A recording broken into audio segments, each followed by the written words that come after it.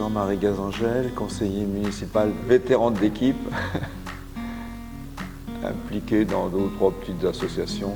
Voilà quoi. Dole est une très grande ville de 5500 habitants environ. Nous sommes situés dans une zone proche de Saint-Malo et du Mont-Saint-Michel. Donc c'est une ville, disons, qui a un attrait touristique et qui est équipée de nombreux équipements culturels, sportifs. Eh bien, ce sont des salles de spectacle, médiathèques, ludothèques. Et nous avons un site particulier qui est le cathédraloscope. C'est simplement pour expliquer comment ont été bâties les cathédrales. Et c'est un attrait touristique important. Il y a environ entre 15 et 20 000 personnes qui viennent visiter cet endroit. C'est vraiment un plus pour notre ville. Il y a aussi une forte activité commerciale. Il y a plus de 105 commerces dans la rue principale.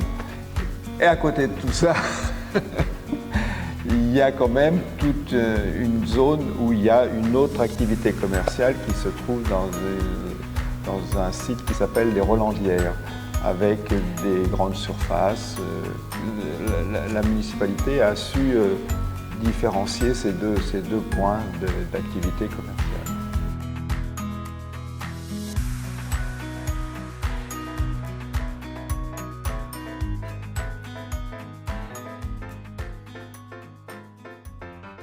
Emmanuelle de Beaucorps, adjointe déléguée à la jeunesse, donc incluant le conseil municipal des jeunes et la vie scolaire.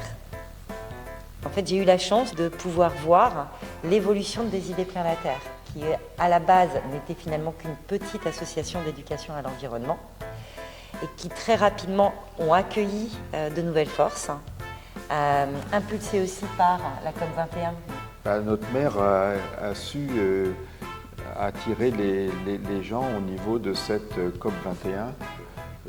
Il organisait des réunions où Dorian intervenait. Voilà. Donc des idées plein la terre.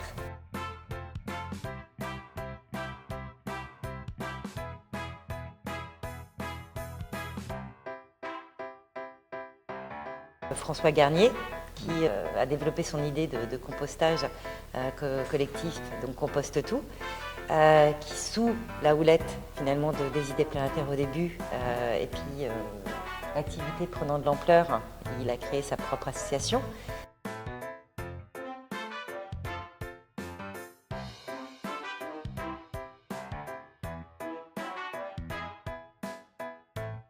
C'est Charlène qui au début était en service civique chez Des idées plein la terre et qui a eu cette merveilleuse idée de recyclerie qui de même a finalement pris de l'ampleur et aujourd'hui la recyclerie que vous connaissez dans la zone des Rolandières soutenue par la Comcom.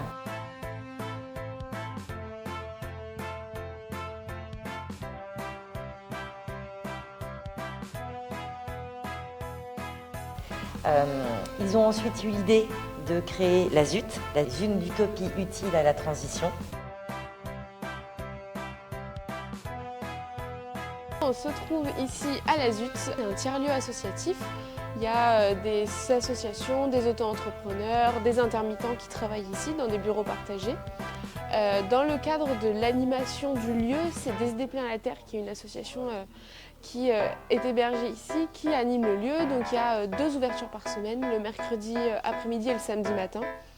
Donc vous pourrez retrouver un café associatif, un espace de gratuité, des ressources documentaires sur les transitions sociales et écologiques et un tas d'activités, un repair vélo, des ateliers couture, des ateliers écriture, des ateliers avec les enfants, parents-enfants.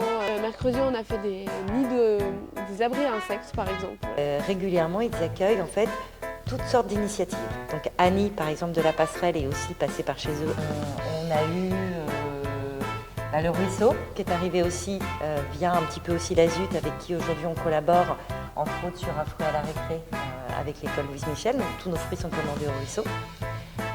On s'est intéressé également aux mobilités douces, c'est-à-dire que les vélos, et notamment un atelier de réparation des vélos, avec avec le Fab Lab Oui. maintenant.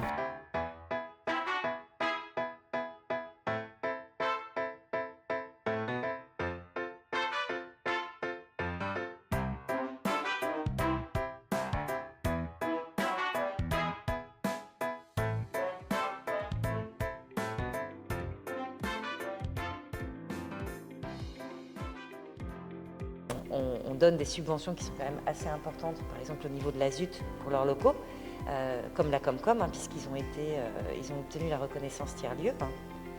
La passerelle, donc c'est mis à titre gracieux, c'est-à-dire qu'aujourd'hui la passerelle ne participe à aucun loyer ni au fluide, tout a été mis à disposition gratuite. Le Doll Lab, de même, donc c'est la façon que la commune a eu de soutenir en fin de compte toutes ces activités.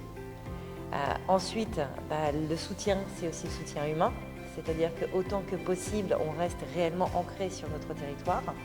Donc que ce soit Jean-Marie ou moi-même, on participe à énormément de leurs animations. Donc ça va être au Ripper Vélo, au Ripper Café, mais ça va être aussi aux soirées ciné de la ZUT, au Café Papote.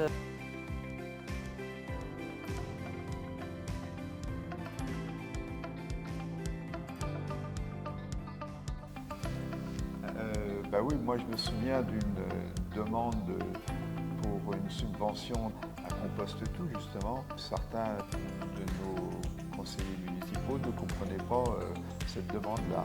Et en l'occurrence, je leur disais, mais pourquoi vous ne rentrez pas dans cette ZUT et finalement, ils ne connaissaient pas. Et donc, cette demande de subvention extraordinaire, elle a été refusée. Et donc, moi, j'étais comme assez marri de cette affaire-là. Voilà. C'est une difficulté, entre autres. Bon, je pense que ça s'est un petit peu amélioré par la suite et il y a eu un regard différent. Mais au départ, il y avait cette méconnaissance, en tout cas. Donc effectivement, finalement, le challenge auquel on a dû faire face avec Jean-Marie et d'autres, c'est de présenter cette économie sociale et solidaire comme étant quelque chose de sérieux, avec un véritable intérêt pour la commune.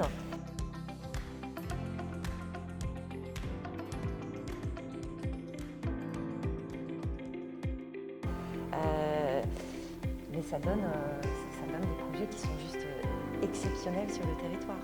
Des animations, de la vie, du social. Vous le comprendrez, je suis très très fière de nos structures ESS sur ce territoire. Faire comprendre finalement aux élus tout l'intérêt de collaborer, de soutenir cette économie un peu spécifique qui finalement, quand on regarde, en fait beaucoup plus avec les moyens qu'on leur donne que si on devait passer uniquement par des entreprises privées. Aujourd'hui, vous pouvez simplement regarder le programme des animations de la ZUT. Vous avez en moyenne 2 à 3 animations par semaine. Si aujourd'hui on devait demander à du privé d'organiser des animations de ce type, les budgets ne seraient pas du tout les mêmes. Il y a aussi le côté, on va dire, professionnel. Les gens ne comprennent pas que finalement l'économie sociale et solidaire, ce sont parfois, souvent même de vrais professionnels, puisque la plupart sont accompagnés par des salariés. Maintenant, oui, ça fait partie de l'attractivité de la ville. Alors il y a quand même beaucoup d'avantages. Au-delà de la dynamique qui est vraiment intéressante pour la commune, c'est vraiment des liens entre les habitants, entre les acteurs économiques aussi. Ça crée des nouveaux liens qu'il n'y a pas forcément toujours. Même si à Dole, on a la chance d'avoir un marché, par exemple, qui crée une dynamique aussi le samedi matin, une association aussi de commerçants qui est très dynamique. Mais ça vient justement en complément des acteurs habituels.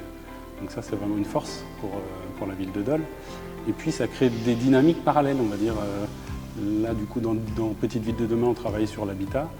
On a par exemple un habitat participatif qui s'est monté avec des acteurs qui se sont rencontrés aussi autour de ces questions de l'économie sociale et solidaire. Donc ils ont créé l'Auberge, qui est un habitat participatif dans lequel il y a aussi un lieu qui est partagé. C'est une chambre. Et donc cette chambre-là, dernièrement aussi, les élus ont décidé de pouvoir l'utiliser en fait, en partenariat avec l'Auberge. Donc il y a une convention qui a été signée pour des personnes qui auraient un besoin de logement d'urgence. La mairie peut les appeler pour mettre cette personne-là en urgence dans le local commun de la BTA participative. Voilà, donc c'est des nouvelles dynamiques qui se créent par opportunité, par envie, donc c'est vraiment très intéressant.